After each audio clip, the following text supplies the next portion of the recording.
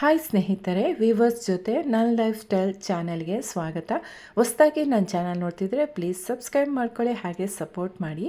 ಬೆಳಗ್ಗೆನೇ ಮನೆ ಒರೆಸಿ ಗೂಡಿಸಿ ನಾನು ಕ್ಲೀನಾಗಿ ರೀತಿ ಇಟ್ಕೊಂಡಿದ್ದೀನಿ. ನನಗೆ ಮನೆ ಯಾವಾಗಲೂ ನೀಟಾಗಿರಬೇಕು. ಹೆಚ್ಚು ಕಡಿಮೆ ನನಗೆ ಕಾಲು ನೋವಿಂದ ಒಂದು ತಿಂಗಳು ನನಗೆ ಕ್ಲೀನ್ ಮಾಡೋಕ್ಕೆ ಆಗಲಿಲ್ಲ. ಹಾಗಂತ ಯಾರೂ ಮಾಡಿಲ್ಲ ಅಂತಲ್ಲ, ಮನೆಯಲ್ಲಿ ಮಕ್ಕಳು ಮನೆಯವರು ಮಾಡ್ತಾ ಇರ್ತಾರೆ. ಆದರೂ ನನಗೆ ನಾನಾಗೆ ಮಾಡಬೇಕು, ನನಗೆ ಪೂರ್ತಿ ಕ್ಲೀನಾಗಿರಬೇಕು. ಎಲ್ಲಿ ಸ್ವಲ್ಪನೂ ಡೆಸ್ಟ್ ಅನ್ನೋದು ಕಾಣಿಸ್ಕೊಂಡ್ರೂ ನನಗೆ ಅದೊಂಥರ ಮನಸ್ಸಿಗೆ ಸಮಾಧಾನ ಇರೋದಿಲ್ಲ.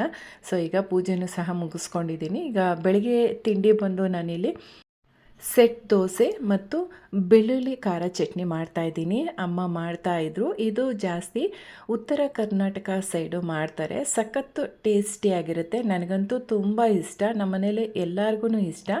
ಸೊ ಇಲ್ಲಿ ಬೆಳ್ಳುಳ್ಳಿ ಬಿಡಿಸೋದೇ ಒಂದು ದೊಡ್ಡ ಟಾಸ್ಕ್ ಆಗಿರುತ್ತೆ. ಯಾರಿಗೆಲ್ಲ ಬೆಳ್ಳುಳ್ಳಿ ಬಿಡ್ಸೋಕ್ಕೆ ಇಷ್ಟ ಇಲ್ಲ ಕಮೆಂಟ್ ಮಾಡಿ ತಿಳಿಸಿ.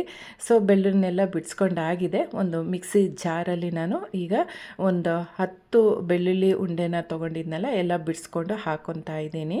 ಅದ್ರ ಜೊತೆಗೆ ಇಲ್ಲಿ ರುಚಿಗೆ ತಕ್ಕಷ್ಟು ಉಪ್ಪನ್ನು ಸಹ ಇಲ್ಲಿ ನಾನು ಹಾಕ್ಕೊಂಡಿದ್ದೀನಿ. ನಂತರ ಇಲ್ಲಿ ನಾನು ಅರಿಶಿನ ಹಾಕ್ಕೊತಾ ಇದ್ದೀನಿ. ಅರ್ಧ ಟೇಬಲ್ ಸ್ಪೂನಷ್ಟು ಅರಿಶಿನ ಹಾಕ್ಕೊಂಡಿದ್ದೀನಿ. ನಂತರ ಇಲ್ಲಿ ನಾನು ಒಂದು ಟೀ ಸ್ಪೂನಷ್ಟು ಜೀರಿಗೆ ಹಾಕ್ಕೊಂಡಿದ್ದೀನಿ. ಮತ್ತು ಅಚ್ಕಾರದ ಪುಡಿ ಹಾಕ್ಕೊತಾ ಇದ್ದೀನಿ 2 ಟೀ ಸ್ಪೂನಷ್ಟು, ಯಾಕಂದರೆ ಇದು ಖಾರ ಜಾಸ್ತಿ ಇದೆ ಅದಕ್ಕೆ.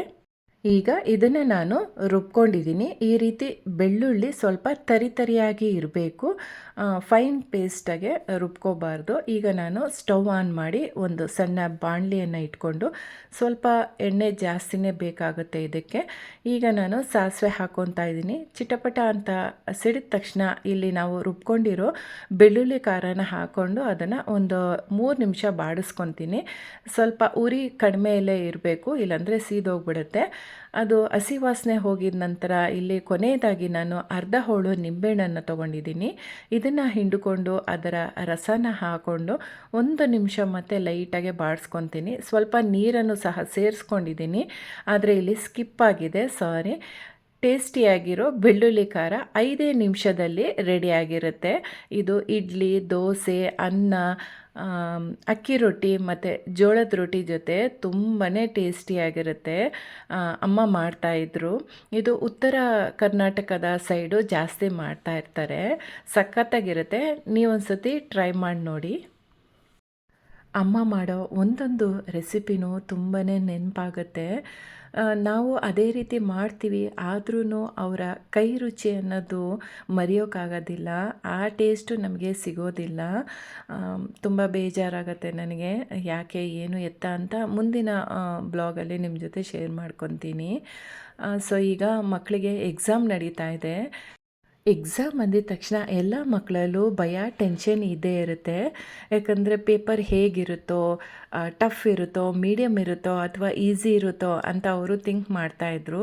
ಆದರೆ ನಾನು ಹೇಳಿದ್ದು ಒಂದೇ, ಯಾಕಂದರೆ ನನ್ನ ಮಕ್ಕಳು ಇಬ್ಬರೂ ತುಂಬ ಚೆನ್ನಾಗಿ ಓದ್ತಾರೆ. ನೀವೆಲ್ಲ ಚೆನ್ನಾಗೇ ಓದ್ಕೊಂಡಿದ್ದೀರಲ್ಲ, ಎಲ್ಲನೂ ನೆನಪಿಟ್ಕೊಂಡು ಆರಾಮಾಗೆ ಕೂಲಾಗೆ ಎಕ್ಸಾಮನ್ನು ಅಟೆಂಡ್ ಮಾಡಿ ಅಂತ ಹೇಳಿದ್ದೀನಿ. ಯಾಕಂದರೆ ಟೆನ್ಷನಲ್ಲಿ ಓದಿರೋದೆಲ್ಲ ಮರ್ತೋಗ್ಬಿಡ್ತಾರಲ್ವ, ಅದಕ್ಕೆ. ನನ್ನ ಬ್ಲಾಗು ನಿಮಗೆ ಸ್ವಲ್ಪನಾದರೂ ಇಷ್ಟ ಆಗಿದ್ದರೆ ಒಂದು ಲೈಕ್ ಮಾಡಿ, ಹಾಗೆ ಕಮೆಂಟ್ ಮಾಡಿ ತಿಳಿಸಿ. ನನ್ನ ಚಾನಲಲ್ಲಿ ಯಾವ ರೀತಿ ಬ್ಲಾಗನ್ನು ನೀವು ನೋಡಲು ಇಷ್ಟಪಡ್ತೀರಾ ಅಂತ ಹಾಗೆ ತಿಳಿಸಿ. ಈ ಮೊಂಡಿ ನೋವಿಂದ ಮನೆ ಕ್ಲೀನಿಂಗ್ ಅನ್ನೋದೇ ನನಗೆ ಮಾಡ್ಕೊಳಕ್ಕಾಗಲಿಲ್ಲ. ಮಕ್ಕಳು ಪಾಪ ಅವ್ರ ಕೈಲಿ ಎಷ್ಟಾಗುತ್ತೆ ಅಷ್ಟು ಮಾಡ್ತಿದ್ರು. ಮತ್ತು ನನ್ನ ಹಸ್ಬೆಂಡು ತುಂಬಾ ಸಪೋರ್ಟ್ ಮಾಡ್ತಾರೆ, ತುಂಬ ಹೆಲ್ಪ್ ಮಾಡಿದರು. ನಿಜವಾಗ್ಲೂ ನಾನಂತೂ ಪುಣ್ಯ ಮಾಡಿದ್ದೆ. ಆದರೂ ನನಗೆ ನಾನು ಕ್ಲೀನ್ ಮಾಡ್ಕೊತೀನಲ್ಲ, ಆ ಒಂದು ಸಮಾಧಾನ ನನಗೆ ಸಿಗೋದೇ ಇಲ್ಲ. ಸೊ ಈಗ ಕ್ಲೀನಿಂಗನ್ನು ಸ್ಟಾರ್ಟ್ ಮಾಡ್ಕೊಂಡಿದ್ದೀನಿ. ಇನ್ನೂ ಕ್ಲೀನಿಂಗ್ ಮಾಡೋದು ತುಂಬ ಇದೆ. ಸೊ ಈಗ ಇಲ್ಲಿ ಮಕ್ಕಳು ಕಾಲೇಜಿಗೆ ಹೊರಡ್ತಾ ಇದ್ದಾರೆ. ಸೊ ಅವ್ರಿಗೆ ನಾನಿಲ್ಲಿ ಆಲ್ ದ ಬೆಸ್ಟ್ ಹೇಳಿ ಕಳಿಸ್ತಾ ಇದ್ದೀನಿ. ಜಾಸ್ತಿ ಟೆನ್ಷನ್ ಮಾಡ್ಕೋಬೇಡಿ ಅಂತೇಳಿ. ಸೊ ಇದಾಗಿತ್ತು ಇವತ್ತಿನ ರೊಟೀನು. ನಿಮಗೆ ಇಷ್ಟ ಆಗಿದ್ದರೆ ಒಂದು ಲೈಕ್ ಮಾಡಿ, ಹಾಗೆ ನನ್ನ ಚಾನಲನ್ನು ಸಬ್ಸ್ಕ್ರೈಬ್ ಮಾಡ್ಕೊಳಲು ಮರಿಬೇಡಿ. ನೆಕ್ಸ್ಟ್ ಬ್ಲಾಗಲ್ಲಿ ಸಿಗೋಣ. ಬಾಯ್.